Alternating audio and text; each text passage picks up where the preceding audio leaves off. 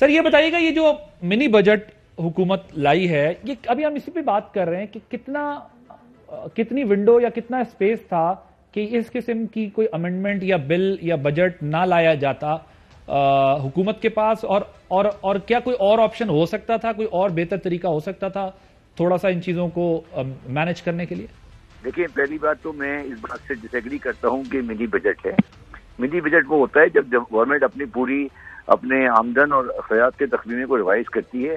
ये mini budget नहीं है, ये सिर्फ चंद एग्जेम्पशंस जो थी हमारी सेल टैक्स की, उनको और जीरो रेटिंग, उनको एडजस्ट किया गया है। और इसमें कोई ऐसी चीज नजर नहीं आ रही है मुझे जो अवाम को डायरेक्टली इफेक्ट करेगी।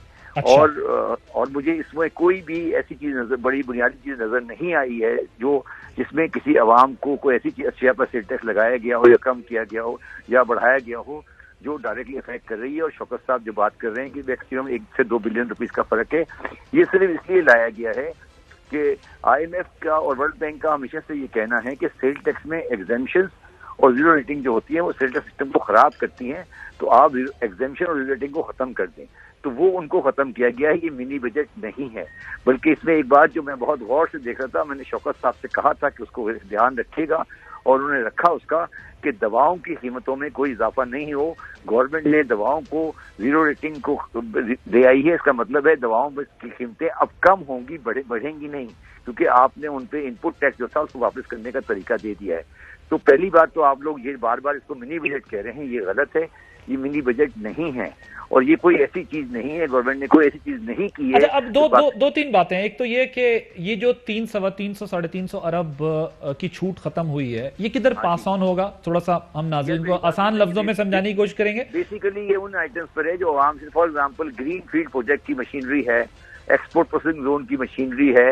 ये ऐसी चीजें हैं जो डायरेक्टली अवाम को अफेक्ट नहीं करी। कुछ इम्पोर्टेड गुड्स, जो इम्पोर्टेड डिप्लोमेट की चीजें हैं, कुछ बड़ी गाड़ियां हैं जिनके परचेज की चीज चाहिए, तो ये वो चीजें नहीं है जो डायरेक्ट किसी आम आदमी को या निचले तबके को अफेक्ट करती हैं।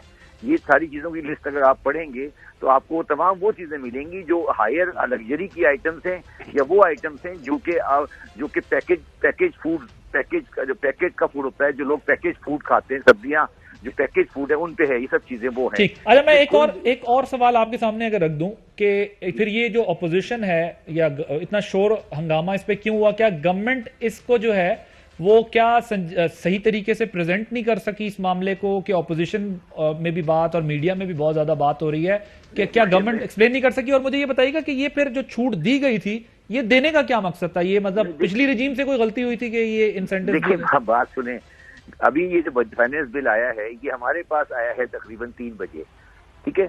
तो क्या जो अपोजिशन के पास तो ये बिल है ही नहीं। वो जो शोर मचा रहे हैं उन्होंने तो कहाँ से लिए चीजें? वो जो ये शोर मचा रहे हैं उनको तो अगर आप अपोजिशन से किसी बंदे को लाइन पे ले, उससे पूछे भाई किस पे टैक्स लगाया, अगर वो बता दे तो मैं अपना काम छोड़ दूंगा। उनको तो पता ही नहीं है। ये तो बेचारे बिला वजह बाहर बैठ के शोर मचा रहे हैं, उन्हें ये पता ही नहीं है किस आइटम पे लगाया। वो तो बिल पब्लिक ही 3 बजे हुआ है, प्लेस ही 3 बजे हुआ, उन्होंने पढ़ा ही नहीं है। हाँ, ये बात जरूर है कि गवर्नमेंट को जब ये लेकर आए थे तो 1 घंटे पहले सब चीजों को बता देते कि ये हम लेकर आए, तो इनका ये बिला वजह का शोर शराबा खत्म हो जाता।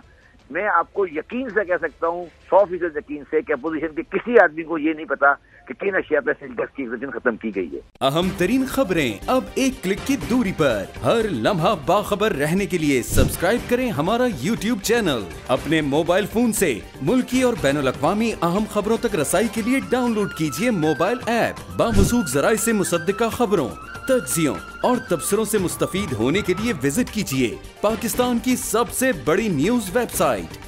ARY न्यूज पहुंचा रहा है खबरें सबसे पहले आप तक, ताकि आप रहें हर लम्हा बाखबर।